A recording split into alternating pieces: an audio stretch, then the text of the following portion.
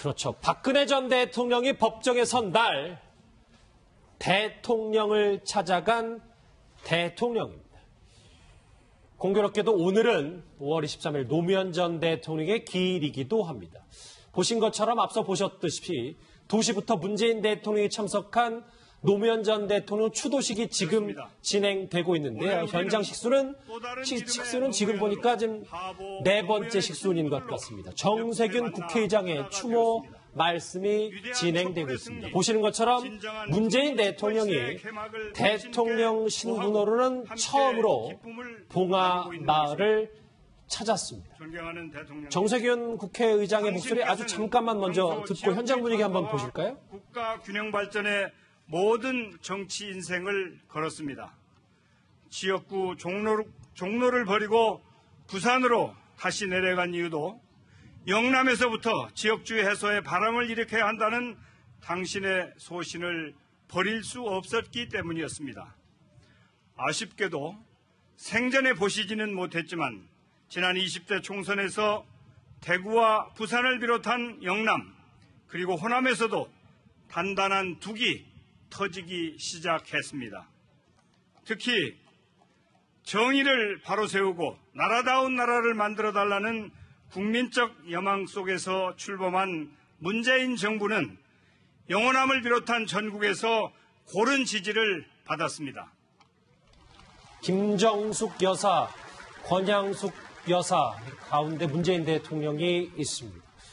지금은 이제 정세균 국회의장의 인사말 그리고 추모 말씀이 있었고요. 잠시 뒤면 문재인 대통령이 직접 인사말을 한다니까 그 현장을 또 한번 지켜보도록 하겠습니다. 자, 허성모 교수 나오셨습니다. 어서 오십시오. 네, 반갑습니다. 자, 이제부터는 문재인 대통령 중심의 얘기를 해볼 텐데요. 대통령 신분으로 처음으로 노 전 대통령 추모식을 찾았습니다. 후보 시절에 문재인 대통령은 이런 바람을 내비친 적이 있습니다. 먼저 그 목소리부터 들어보시죠. 노무현 대통령 8주기 추도식에 대한민국 제19대 대통령으로 가고 싶습니다. 가서 말씀드리고 싶습니다. 이제 편히 쉬십시오. 못다 이룬 꿈 제가 다 하겠습니다. 다시는 정권 뺏기지 않고 다음에도 또 그 다음에도 여기 자랑스러운 후배들이 이어가도록 하겠습니다. 지켜봐 주십시오. 예, 19대 대통령으로 가고 싶다 이런 얘기를 했는데 어쨌든 약속은 지켜졌는데 오늘 추도식 참석 전에 권양숙 여사랑 오찬을 또 갖기도 했다고 하더라고요. 네, 오늘 아마 이제 권양숙 여사와 함께 노건호 씨, 또 노건평 씨, 또 그리고 이제 이쪽에는 이제 그 대통령 부부가 함께 오늘 아마 오찬을 함께 한 것 같습니다. 사실 이제 오늘 그 문재인 대통령이 있기까지는 노무현 대통령이 만약에 돌아가시지 않았더라면 사실 문재인 대통령이 아마 계시지 않을 겁니다. 본인은 아마 정치를 하지 않고 그냥 그 시골에서 살겠다는 의지가 강하셨기 때문에 사실 이제 본인의 운명이라는 그 책도 있지만 그 결국 지금까지 이렇게 2012년 대선에 나왔던 것 그리고 또 이번 선거에 나왔던 것은 바로 노무현 전 대통령의 불행한 죽음 때문에 본인이 다시 정치에 나왔고 아마 이렇게 대통령에 도전하게 된 직접적인 계기가 됐지 않겠습니까? 예. 그런 상황에서 지난 2012년 대선에서 패했던 것 자체가 상당히 본인한테는 어떤 책임으로 다가오는 것이죠. 그래서 이제 주변에서는 지난 2012년과 2017년에 문재인 대통령의 모습은 전혀 딴 사람 같다라는 이야기를 많이 합니다. 그만큼 권력에 대한 의지 또 이런 것들이 굉장히 강했다는 것이거든요.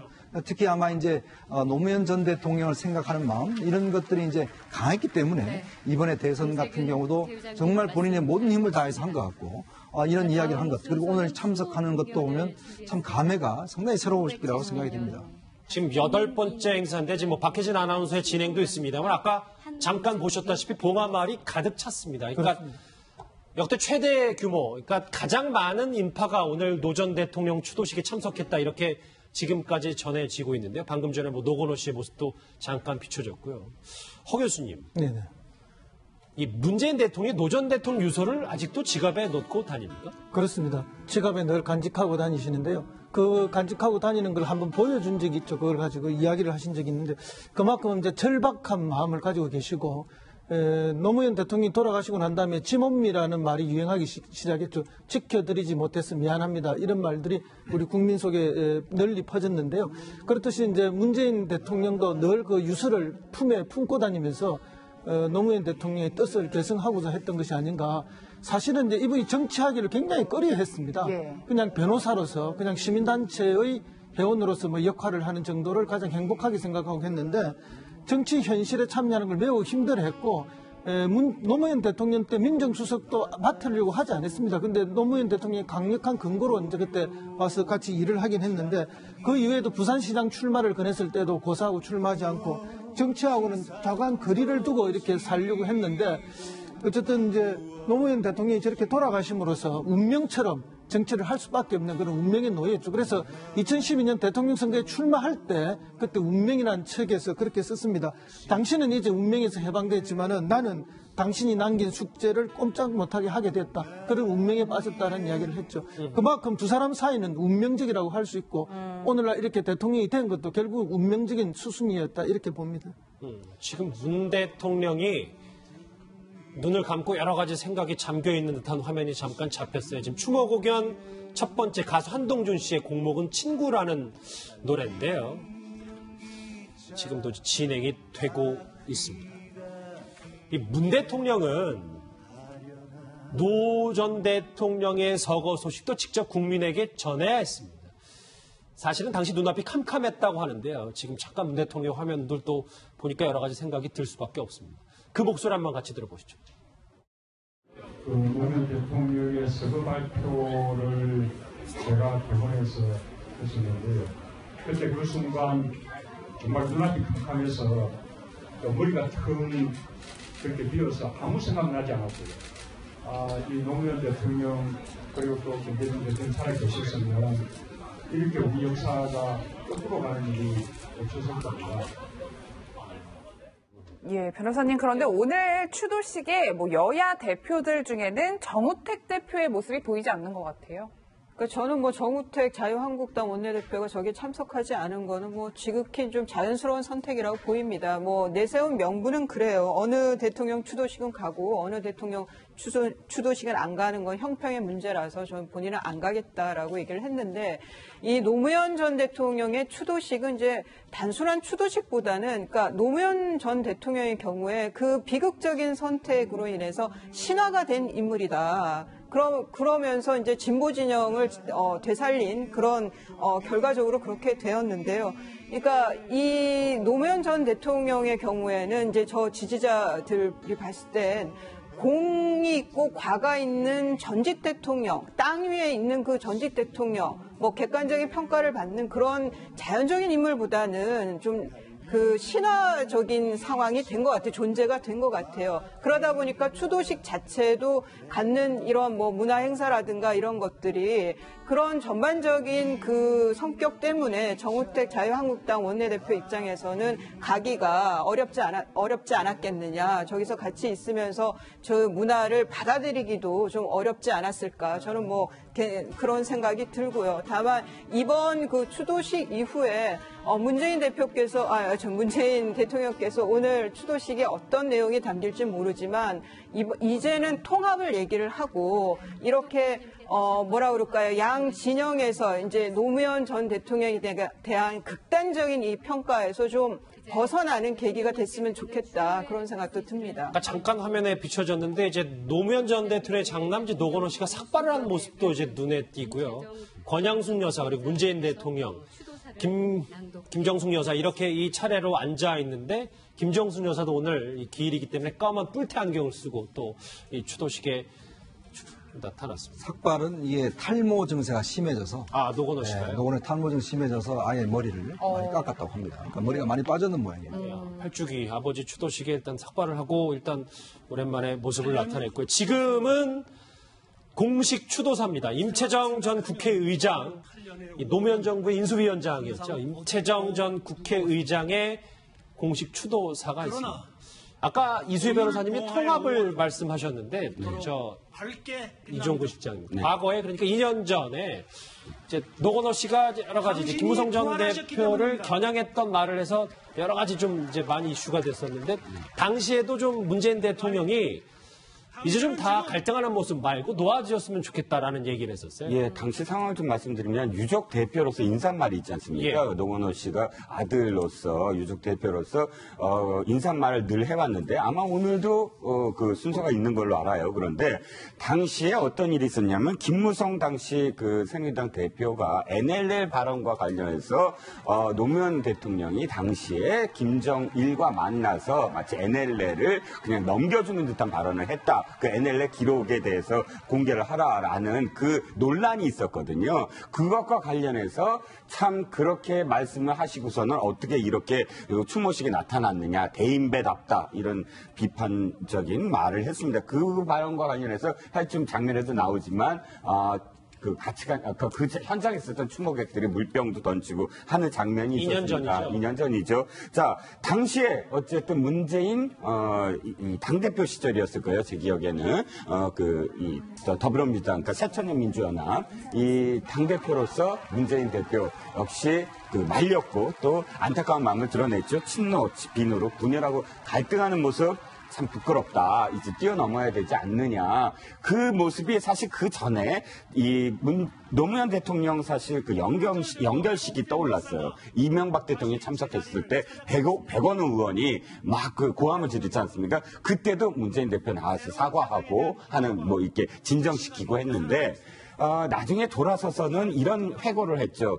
사실 자기도 슬퍼하고 싶었다. 그러니까 저 지금 당시 화면입니다. 2009년 당시. 이명박 대통령한테 직접 사과하는 장면입니다. 그러니까 자신이 사실은 모든 걸 다 관할해야 되는 입장이었거든요. 이 추도 연결식도 다 마무리 지어야 되죠. 또 뭐 장례식도 해야 되죠. 그런 모든 입장에서 울 수도 없었다. 자신은. 그런데 그 많은 나날이 지난 다음에 나중에 운명처럼 나한테 이 숙제가 다가왔다. 이렇게 결론을 맺는데 어쨌든 문재인 대통령의 이 말, 이제는 노무현 대통령을 뛰어넘어야 된다, 놓아드려야 된다, 이 말이 오늘 아마 또 추모사에 담기지 않을까 싶습니다. 예, 이현정 의원님, 그런데 이렇게 통합을 강조하고 있는 와중에 참 아이러니한 게 박근혜 전 대통령은 오늘 재판을 받았고 또 이명박 정부의 4대강 사업에 대해서는 재조사를 하겠다, 뭐 이렇게 얘기를 했단 말이에요. 그렇죠. 시점이 참 하죠. 어제 발표를 했지 않습니까? 사회수석이 이제 발표를 했었는데 이 4대강 사업 같은 경우는 이제 이명박 정부가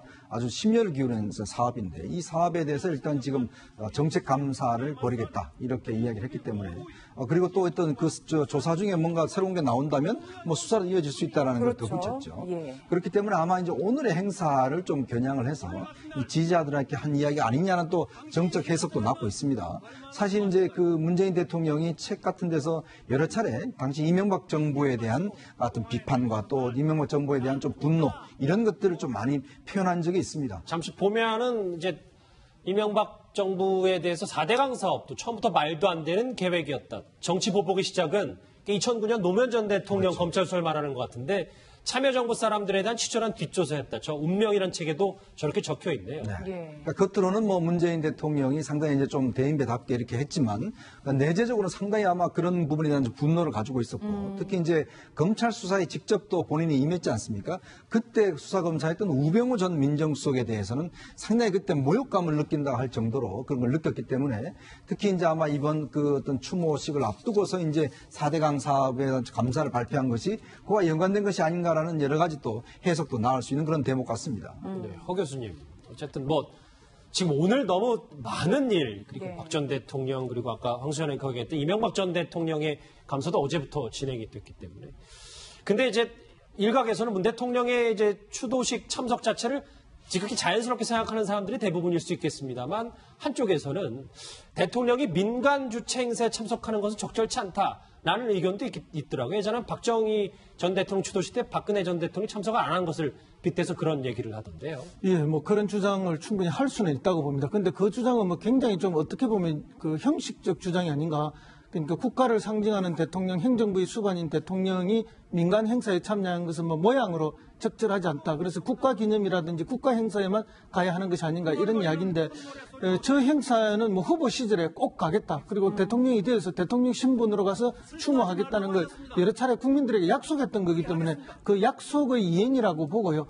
또 그렇기 때문에 자연스럽다고 봅니다. 물론 뭐 이후에 계속 대통령으로 계신 동안에 저 행사에 매년 갈 거냐 안 갈 거냐는 또 별개의 문제죠. 그거는 뭐 그때 가봐야 알겠지만은 매년 참석하기는 매우 어렵지 않냐 이렇게 보고요. 어쨌든 지금은 어제 하루 휴가를 냈고 일요일 오후 늦게 양산에 그 선영을 참배하고 어제는 또 어머니를 찾아뵙지 않습니까? 그렇죠. 그럼 대통령에 당선된 것을 부모님께 신고하고 또 이제는 자기 평생의 친구이자 멘토였던 노무현 전 대통령의 그 기념식에 참여함으로써 일종의 신고식 같은 거라고 저는 그렇게 봅니다. 만약에 이게 인수위 기간이 있었다면은 인수위 기간 동안에 이미 그걸 했겠죠. 그러나 이번에는 이제 인수위가 없이 바로 직무를 했기 때문에 어쩔 수 없는 이번에 참여가 아닌가 또는 뭐 본인의 마음에서는 또 우려나는 참여가 아닌가.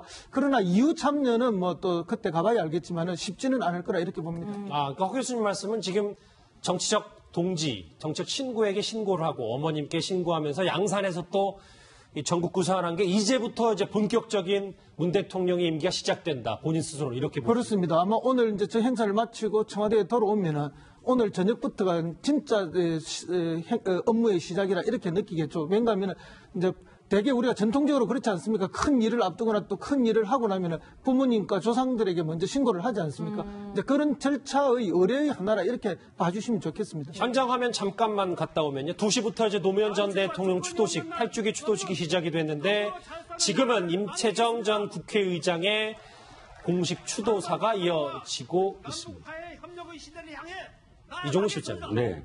문재인 대통령이 아까 그 추도식 참석하기 전에 또 여러 지지자들 그리고 시민들로부터 따뜻한 환대도 받았었는데 어제부터 문재인 대통령의 구두가 좀 화제가 되고 있는 게 이게 무슨 이유입니까? 구두, 낡은 구두. 그래서 사실 이제 오늘까지도 이제 두 대통령의 구두가 비교를 하면서 이제 얘기가 됩니다. 박 전 대통령 아까 구두 신은 것과 문 대통령의 낡은 구두 이야기. 이 구두가 알고 봤더니 그 사회적 기업 있죠. 사회적 기업이라는 것이 이제 뭐 사회적 소수자라든지 혹은 또 그 청각장, 장애인들이라든지 이런 분들이 만든 것들을 이렇게 팔면서 이 선순환하는 그런 기업들을 이야기하는데 예. 그 기업들에서 만든 청각장애인들이 만든 그런 구두여서 더 화제가 되고 있는 것 같아요. 이 낡은 구두 얘기만이 아니라 또 바람막이 얘기하시죠. 빨간색 그 주홍색 바람막이 그것도 네티즌들이 찾아냈어요. 5년 전인가 문 대통령이 어느 산행에 갔는데 똑같은 바람막이 옷을 입은 거예요. 그렇기 때문에